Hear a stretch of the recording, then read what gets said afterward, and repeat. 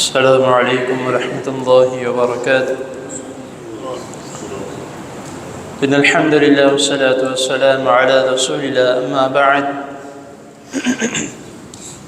احسن الکلام کلام اللہ واحسن الهدی هدی محمد صلی اللہ علیہ وسلم۔ اعوذ باللہ السمیع العلیم من الشیطان الرجیم من ہمزہ ونفسہ ونفخہ۔ کل نفس ذائقۃ الموت، صدق اللہ العظیم۔ حضرات محترم، آج اللہ تعالیٰ کی توفیق سے اور آپ دوست احباب بزرگوں کی دعاؤں سے ایک نیا باب اور نیا سبق جو الحمدللہ شروع ہو چکا ہے، کتاب الجنائز، جنازے کے احکام و مسائل، اس کے متعلق چند باتیں جو ہیں کہ ہم اس میں جنازے کا طریقہ، جنازے کی دعائیں، تجہیز و تکفین، دفن کا طریقہ، انشاءاللہ تعالی تمام چیزیں اس باب میں ایک ایک کر کے انشاءاللہ تعالی سیکھیں گے اور سمجھیں گے۔ لفظ جنازہ یا جنازہ یہ دو اعرابی حالت کے ساتھ آتا ہے۔ اگر یہ پڑھا جائے جنازہ یعنی کہ جیم کے اوپر زبر لگا کر، تو اس کا معنی ہوگا چارپائی جس کے اوپر میت لیٹی ہوتی ہے، جیم کے زبر کے ساتھ۔ اور اگر ہم پڑھیں گے جنازہ تو یہ میت کے معنی میں آئے گی جو چارپائی کے اوپر میت پڑی ہوئی ہے۔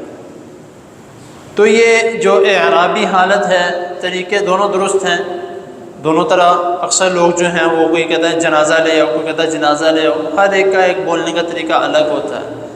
معنی دونوں کے تقریباً ملتے جلتے ہیں، ایک کا معنی چارپائی ہے اور ایک کا نام معنی جو ہے چارپائی کے اوپر پڑی ہوئی میت۔ تو یہ ایک یہاں سے ہمیں ایک یہ بھی سبق ملتا ہے کہ عربی میں جو بھی ہم کلمات کہتے ہیں، خاص طور پر قرآنی کلمات جو ہیں، اس میں ہمارا اعراب کا درست ہونا بہت زیادہ معنی رکھتا ہے۔ صرف اور صرف ذرا سی غلطی سے زبر کو زیر پڑھ دیا یا زیر کو پیش پڑھ دیا، معنی بدل جاتا ہے۔ کئی ایسے الفاظ ہیں عربی کے قرآن میں جس کا اگر ہم غلط پڑھیں تو اس کا معنی بدل جاتا ہے۔ اس کے بعد جو ہے، جس طرح میں نے آپ کے سامنے آیت کریمہ تلاوت کی کہ کل نفس ذائقۃ الموت، ہر ایک جاندار نے موت کا ذائقہ چکھنا ہے۔ وہ موت کا ذائقہ جانور ہے، اس نے بھی چکھنا ہے، کیونکہ وہ بھی روح ہے، اس کے اندر بھی اللہ تعالیٰ نے روح ڈالی ہے۔ انسان ہے، اشرف المخلوقات ہیں، اس نے بھی موت کا ذائقہ چکھنا ہے۔ اب مسلمان ہے یا کافر ہے، غیر مسلم ہے، تو لیکن ذائقہ سب نے چکھنا ہے، لیکن تدفین کا، کفن پہنانے کا اور یہ تمام فوت ہو جانے کے بعد جو میت کے ساتھ معاملات کیے جاتے ہیں وہ سب کا طریقہ الگ الگ ہے۔ مسلمانوں کا طریقہ دفنانا ہے، کفن پہنا کے، غسل دے کے، پاک صاف کر کے، لیکن جو غیر مسلم ہے ان کا کام جلانا ہے یا ڈبانا ہے، یا عیسائیوں کا صرف اور صرف ہے کہ وہ دفناتے ہیں، لیکن وہ بھی کفن میں نہیں، وہ پینٹ کوٹ پہنا کے اس کو ایک تابوت میں بند کر کے اور پھر دفناتے ہیں۔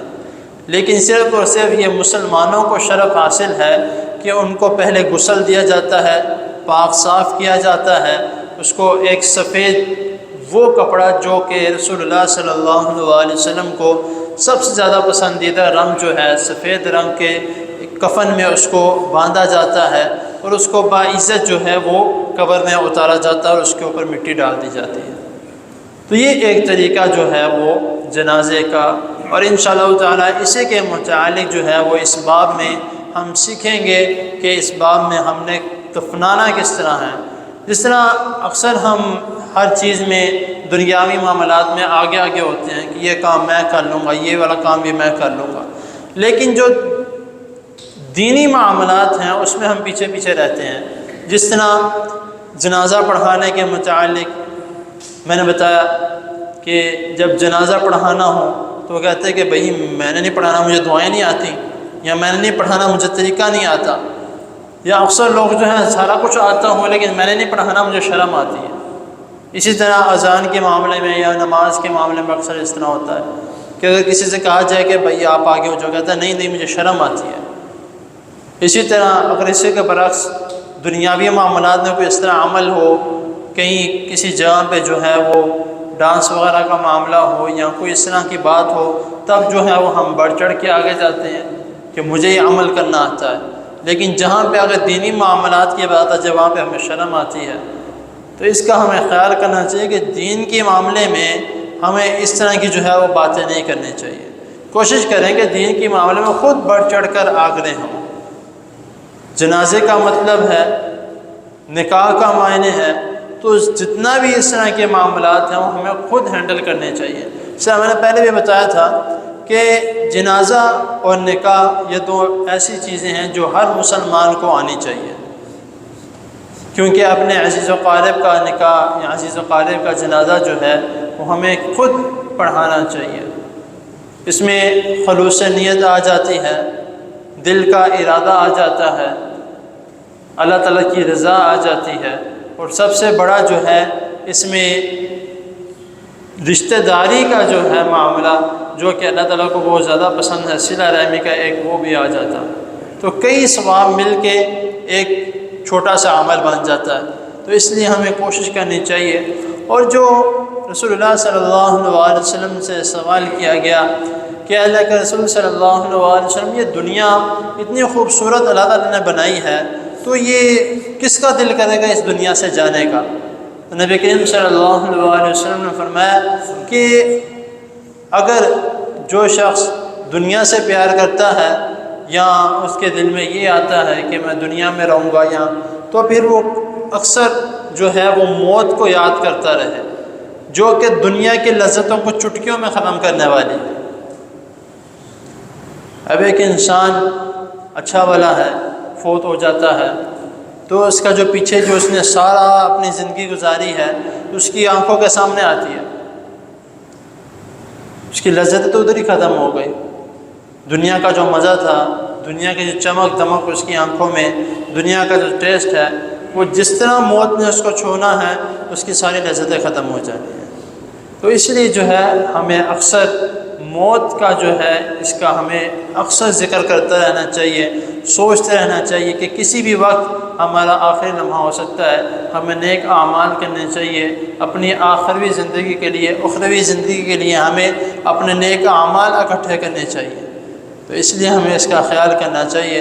تو انشاءاللہ تعالیٰ آگے مکمل کافی دیر تک انشاءاللہ تعالیٰ یہ باب چلے گا، تو اس میں ساری یہی چیزیں جنازہ کے متعلق، میت، کفن، دفن، دعائیں، ہر چیز انشاءاللہ تعالیٰ تفصیل کے ساتھ بیان کی جائے گی۔ اللہ تعالیٰ کے حضور دعا ہے اللہ تعالیٰ ہمیں جو سنا ہے اس کو سمجھنے کے، اس پر عمل کرنے کی توفیق عطا فرمائے، اور ہمیں دینی معاملات میں بڑھ چڑھ کر آگے بڑھنے کی توفیق عطا فرمائے۔ جزاکم اللہ۔